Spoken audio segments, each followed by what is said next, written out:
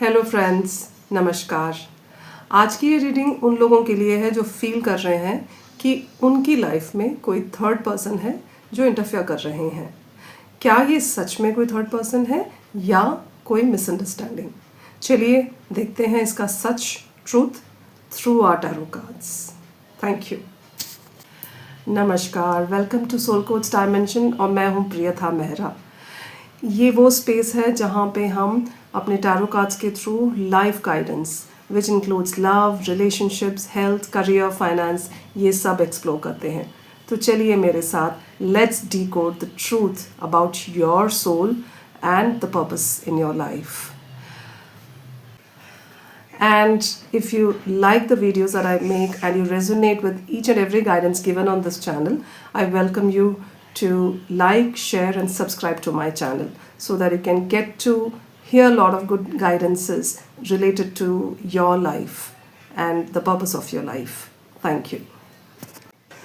आज की रीडिंग में हम देखेंगे क्या आपके कनेक्शन में थर्ड पार्टी एनर्जी प्रेजेंट है, ये थर्ड पर्सन का इंटेंशन क्या है, आपके पर्सन की एक्चुअल फीलिंग्स क्या हैं और फ्यूचर आउटकम क्या हो सकता है। तो पहले पाइल सिलेक्शन कर लेते हैं। तो फर्स्ट पाइल है येलो क्रिसैंथेमम्स, सेकंड पाइल है रोज और थर्ड पाइल है वाइट क्रिसैंथेमम्स। जिससे भी आप रेजोनेट कर रहे हैं आप उस पाइल को सेलेक्ट कर सकते हैं और डायरेक्टली उस पाइल पे जा सकते हैं उस रीडिंग को देखने के लिए। तो मैं सबसे पहले शुरू करती हूँ रीडिंग फर्स्ट पाइल की, येलो क्रिसैंथेमम।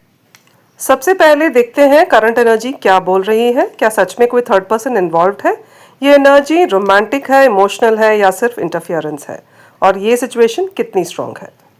तो चलिए let's move to pile number 1. I am going to shuffle cards for pile number 1. Please imagine the face of your specific person and also chant their name 3 times. Now let's see what we have for pile number 1 with yellow chrysanthemums.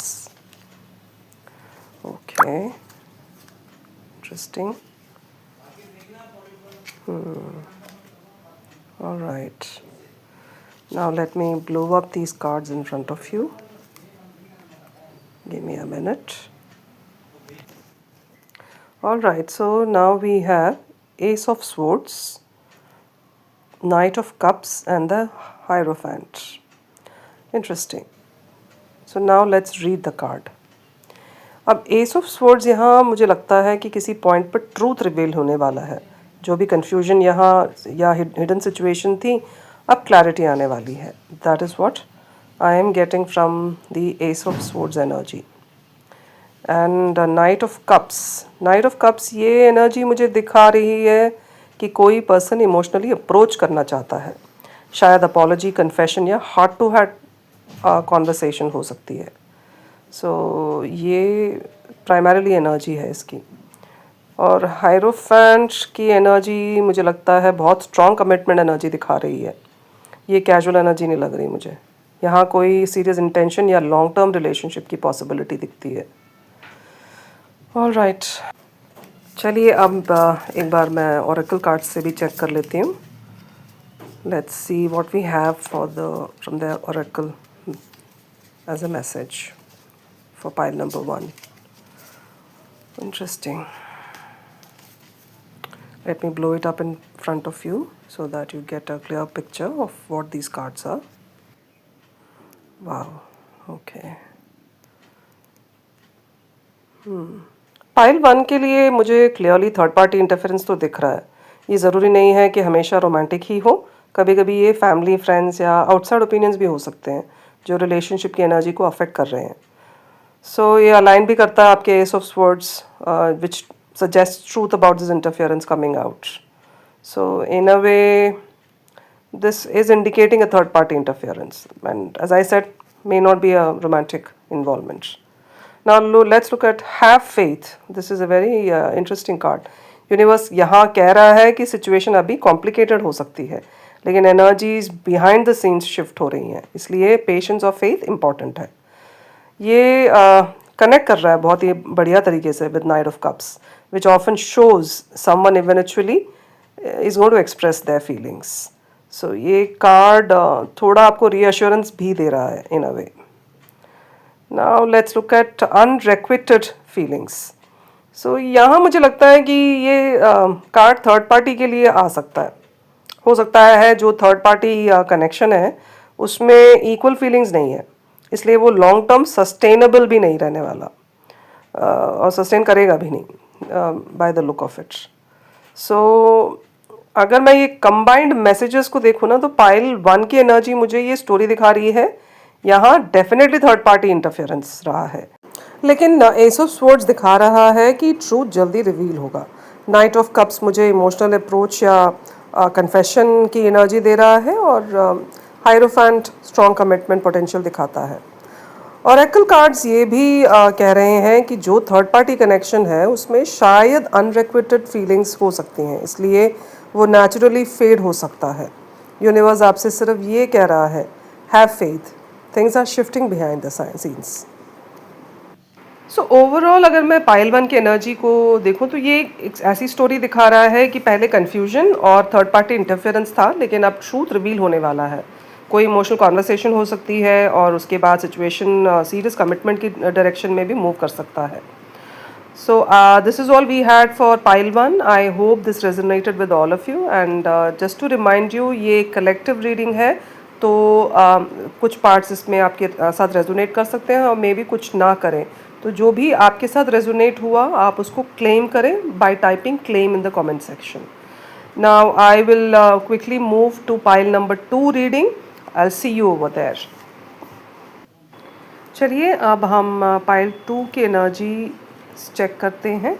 So people who have selected rose, now it's time for reading their cards. I will be now shuffling my cards. In the meantime, you please go ahead and take your specific person's name 3 times, and उनको उनके चेहरे को अगर याद कर सकते हैं तो याद कीजिए. And also take 3 deep breaths and get ready for this beautiful reading. And I hope it resonates with all of you. Reminding you, this is a collective reading. चलिए अब हम देखते हैं कि हमारे पास क्या क्या कार्ड्स आए हैं. I have put all the cards here. Now let me also blow them up for all of you to see. Interesting. What I see here for pile 2, the energy is heavier and more complicated than pile 1. The cards, 7 of swords, devil, queen of cups, they all tell a story of deception, temptation and emotional depth. So let's see. So ये जो 7 of swords है, ये जो energy थोड़ी secretive और sneaky लग रही है. कोई पर्सन सिचुएशन को फुल्ली ट्रांसपेरेंट नहीं रख रहा, क्योंकि ये 7 of swords is like somebody hiding another connection, sneaky communication or secrecy, someone trying to avoid confrontation. So उस तरह की एनर्जी है ये. और डेविल मुझे ये दिखा रहा है कि ये कनेक्शन या थर्ड पार्टी सिचुएशन हेल्दी तो नहीं है. अट्रैक्शन स्ट्रांग हो सकता है, लेकिन एनर्जी थोड़ी टॉक्सिक या कार्मिक हो सकती है. सो ये टेम्पटेशन बेस्ड कनेक्शन हो सकता है. Someone feeling stuck between 2 people, or maybe relationship driven by desire, obsession or control. So that is what devil is telling me right now with this card. तो ये दोनों ही कार्ड्स जो हैं, devil and 7 of swords, ये मुझे बहुत temptation based connection और थोड़ा टॉक्सिसिटी ज़्यादा दिख रही है मुझे एट दिस मोमेंट. और क्वीन ऑफ कप्स एक एनर्जी है जो मुझे एक डीप लव, इमोशनल मैच्योरिटी और इंट्यूशन बताता है ये. सो क्वीन ऑफ कप्स मुझे ये एनर्जी दे रही है कि इस सिचुएशन में एक पर्सन है जो जेन्युइनली इमोशनली इन्वेस्टेड है. ये पर्सन सेंसिटिव है और कनेक्शन को हार्ट से फील करता है. So someone who is feeling very very intensely about this connection. So it could be you और it could be the partner. So overall ये पाइल 2 में मुझे एनर्जी थोड़ी कॉम्प्लिकेटेड लग रही है. सो थोड़ा हम ओरेकल कार्ड से भी देख लेते हैं कि वो क्या गाइडेंस देना चाह रहे हैं हमें. मैं थोड़ा शफल करके ओरेकल कार्ड से भी एक बार आप लोगों के लिए चेक कर लेती हूँ कि स्पिरिट गाइड्स और एंजल्स का आपके लिए क्या स्पेसिफिक मैसेजेस हैं related to this connection. Let's see what we have over here. So एक रिपीटेड ओरेकल मैसेज है, अनरिक्वेटेड फीलिंग्स. So पाइल 2 के लिए मुझे लग रहा है कि यहाँ इमोशनल इम्बैलेंस है। एक पर्सन डीपली फील करता है लेकिन दूसरा पर्सन उतनी क्लैरिटी या कमिटमेंट में नहीं है। और ये strongly it you know it somewhere connects with Queen of Cups, which represents someone loving deeply but possibly getting hurt. So that is what I get from this particular card. Now let's look at the second one, which is difficulties. This card indicates external obstacles. It may mean jealous people interfering. मुझे लगता है कि इस connection में सिर्फ internal issues नहीं है, outside interference भी हो सकता है। कोई पर्सन जेलसी या नेगेटिविटी से सिचुएशन को अफेक्ट कर रहा है, ये हो सकता है। और this very specifically aligns with 7 of Swords, which shows hidden behavior or sneaky actions. So let's see the third card, which is have faith. Again, this card is repeating. Universe यहाँ कह रहा है कि सिचुएशन अभी difficult लग सकती है, लेकिन एनर्जी स्लोली शिफ्ट हो रही है। सब कुछ इमीडिएटली क्लियर नहीं होता, लेकिन पेशेंस ज़रूरी है। सो ये मतलब ये भी सजेस्ट करता है कि द थिंग्स में करंटली फील मेसी और unclear, but spiritual guidance is helping the situation evolve. So the situation will shift with time and awareness. So overall मुझे पाइल 2 की एनर्जी थोड़ी कॉम्प्लेक्स लग रही है। 7 of Swords मुझे सीक्रेसी और हिडन एक्शंस दिखा रहा है। डेविल कार्ड स्ट्रॉन्ग अट्रैक्शन और कार्मिक अटैचमेंट का इंडिकेटर है, लेकिन ये एनर्जी थोड़ी टॉक्सिक पैटर्न्स भी दिखा सकती है। और क्वीन ऑफ कप्स मुझे ये फील करवा रही है कि इस सिचुएशन में एक पर्सन है जो डीपली इमोशनली इन्वेस्टेड है, लेकिन ओरेकल कार्ड्स कह रहे हैं कि फीलिंग्स का बैलेंस थोड़ा ऑफ हो सकता है। अनरिक्वेटेड फीलिंग्स और डिफ़िकल्टीज दोनों इंडिकेट करते हैं कि कनेक्शन में इमोशनल इम्बैलेंस और एक्सटर्नल ऑब्स्टिकल्स रहे हैं। लेकिन हैव फेथ कार्ड ये भी रिमाइंड कराता है कि सिचुएशन कंप्लीटली होपलेस नहीं है, एनर्जीज चेंज हो सकती हैं विथ टाइम।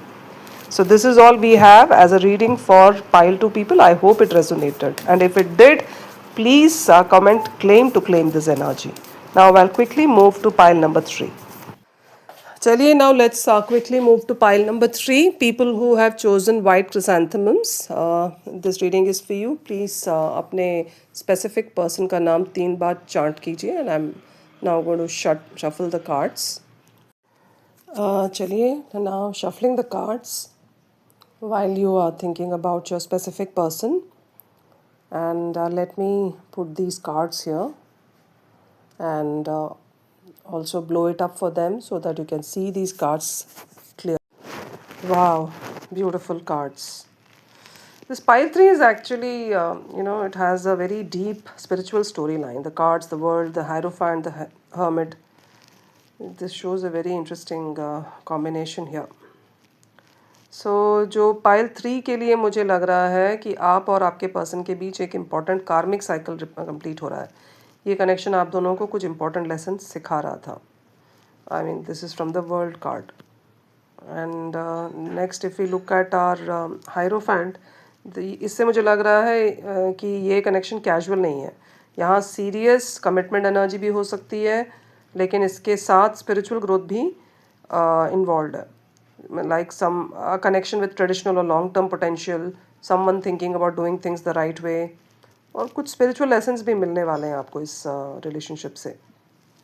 और ये जो थर्ड कार्ड है हर्मिट, ये तब अब आता है when someone needs space to think and reflect.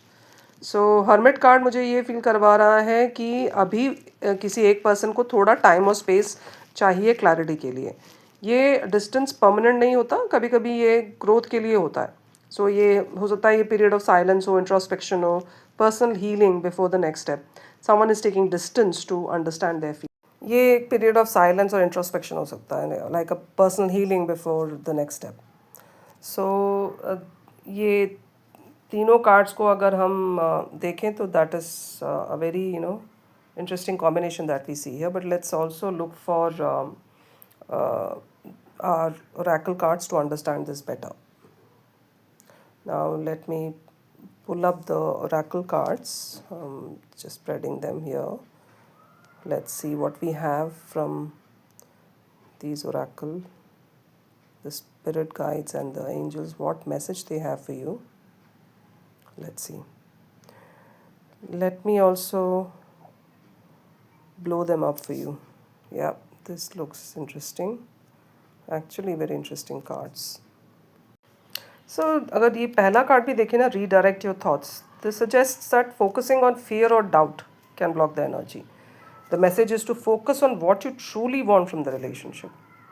और सिमिलरली अगर आप उसको नेक्स्ट कार्ड भी अगर आप देखोगे ना, लॉ ऑफ अट्रैक्शन, ये इंडिकेट कर रहा है that the connection is being energetically manifested. Thoughts, emotions, and intentions play a big role here.